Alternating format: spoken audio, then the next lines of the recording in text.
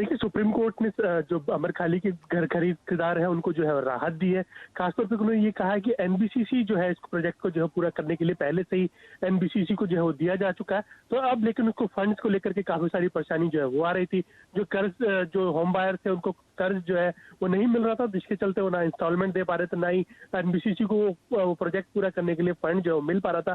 तो अब supreme court ने इंस्ट्रक्शन दिए कि आरबीआई जो है वो बैंकों को अलाउ करेगा और बैंक जो है उन सारे घर खरीदारों को कर्ज जो है वो देंगे। खासतौर पे कि जो अकाउंट्स एनपी हो गए थे उनको भी कर्ज जो है वो दिया जाएगा। तो एक बार कर्ज मिलेगा तो उससे बैंक जो होम बायर्स है वो उस फंड को एनबीसीसी को जो है वो दे सकेंगे और एनबीसीसी जितने भी प्रोजेक्ट जो है इनकम्प्लीट है उसको जो है पूरा कर सकेगा। एनबीसीसी ने पहले ही सुप्रीम कोर्ट में टाइमलाइन दी थी कि अगर उसको फंड मिल जाते हैं तो वो 2 साल के अंदर अंदर सारा प्रोजेक्ट जो है वो पूरा कर लेगा। तो अब यहाँ से एक बार फंड फ्लो उसके पास जो है वो शुरू हो जाएगा। तो उसके बाद अमरपाली के घर खरीदारों को भी राहत होगी कि उनको प्रोजेक्ट जो है वो अगले 2 साल के अंदर उनका कंप्लीट हो जाएगा। ये रफली कितना अमाउंट पेबल होगा? ये क्या 2 से 3 हजार करोड़ का फिगर है असीम? जी देखिए, जब की हियरिंग हुई थी तो उसमें अपफ्रंट जो है उस वक्त एनबीसीसी ने कहा था कि हमें आप 1600 करोड़ रुपए के आसपास की रकम जो है वो दे दीजिए तो हम इसको जो है वो कर पाएंगे। लेकिन वो फंड जो है अरेंजमेंट नहीं हो पाया था। लेकिन अब जिस तरह से सुप्रीम कोर्ट ने घर खरीदारों के लिए कहा है कि वो घर खरीदार जो है कर्ज लेकर के और उसको एनबीसीसी को जो है वो दे सकते हैं, तो अब ये फंड का जो एक रोड ब्लॉक था, ब्लॉकेज थी, वो जब दूर होती हुई नजर आ रही कि फंड जो है वो मिल जाएगा और फंड मिलने के बाद वो प्रोजेक्ट जो है जो लटके हुए थे वो कंप्लीट हो पाएंगे।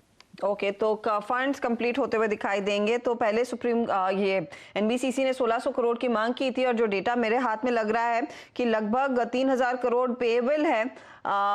तो उतना पूंजी इनके हाथ आएगा, वो प्रोसेस कर पाएंगे और इवेंचुअली वो प्रोजेक्ट भी कंप्लीट होता हुआ दिखाई देगा।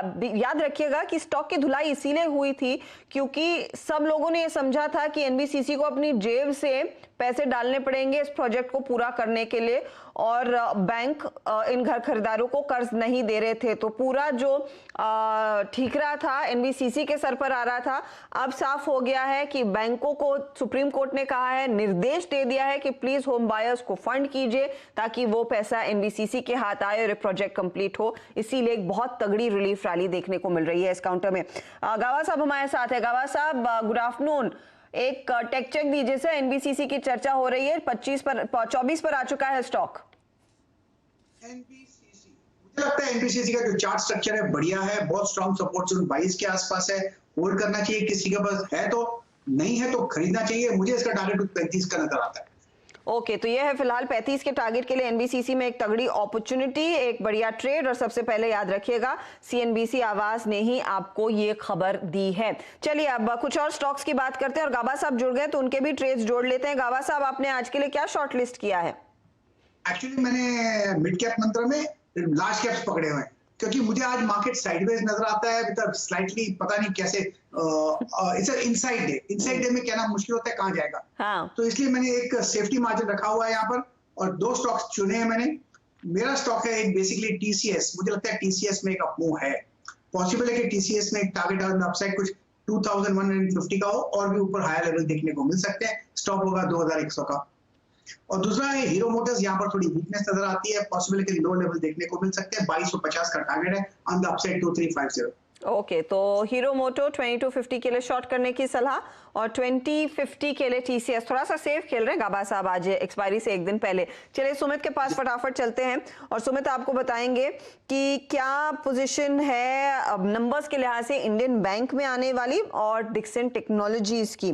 बताइए सुमित, क्या एक्सपेक्ट कर रहा है मार्केट?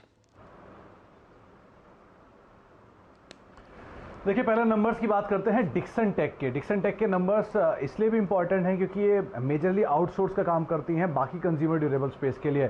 तो इनके नंबर्स को आप सीक्वेंशियली देखिए, वो ज़्यादा इंपॉर्टेंट है क्योंकि कंज्यूमर ड्यूरेबल की ही डिमांड इतनी नहीं आई तो जाहिर सी बात है जिसके पास आउटसोर्सिंग जारी है वो अपने नंबर्स को कैसे ठीक रखेगा।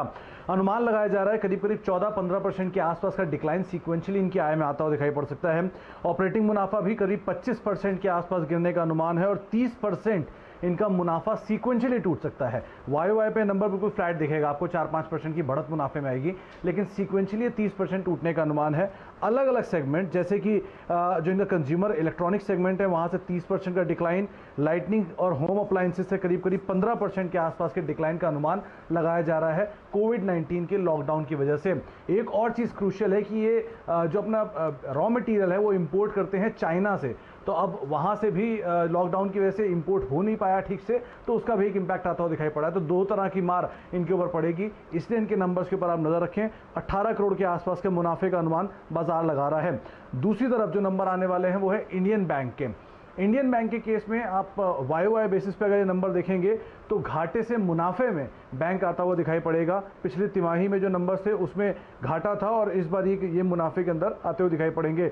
एक और चीज़ इंपॉर्टेंट है कि एनआईआई फ्रंट पर भी नंबर्स ठीक ठाक दिखेंगे आपको, क्योंकि लो बेस का इफेक्ट है, लेकिन एसेट क्वालिटी सीक्वेंशियली देखेंगे तो फ्लैट रहेगी और वाई बेसिस पे 3.5% के कंपैरिजन में 7% के आसपास का आंकड़ा आएगा। तो लो बेस की वजह से नंबर आपको इंडियन बैंक के ठीक दिखाई पड़ रहे हैं। सीक्वेंशियली ये नंबर फ्लैट रहेंगे, लेकिन डिक्सन के नंबर सीक्वेंशियली वीक आते हुए दिखाई पड़ेंगे। ओके, तो वीक रहेंगे डिक्सन के नंबर्स, लेकिन इंडियन बैंक में थोड़ी सी स्थिति नजर में रहेगी। 0.5% ऊपर है गाबा साहब। बैंकों में आज तो करीब 200 अंकों की बढ़त देखने को मिली, लेकिन बैंक निफ्टी है बड़ा वॉलेटाइल। कार्यक्रम की शुरुआत में 200 पॉइंट ऊपर था, फिर हमने हेडलाइन खत्म की तो 300 पॉइंट की बढ़त आ गई, अब फिर से 211 पॉइंट ही रह गया है। अब इंडियन बैंक पर ट्रेड दीजिए अगर कुछ लेने लायक स्थिति है तो। सुभाष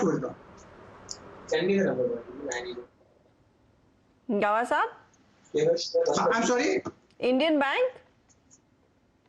बैंक सॉरी, मेरे पास थोड़ा इंटरनेट का थोड़ा इश्यू है यहाँ पर, तो मैं थोड़ा स्ट्रगल कर रहा हूँ इंटरनेट में, तो यहाँ पर स्लो चल रहा है computer. I think will have to do something about. ठीक है, आप एक काम कीजिए, इसको आप चेक करिए, हम ब्रेक लेते हैं, ब्रेक के बाद इस पर नजर रहेगी, कुछ और स्टॉक्स भी हम स्पॉट करेंगे हमारे दर्शकों के लिए।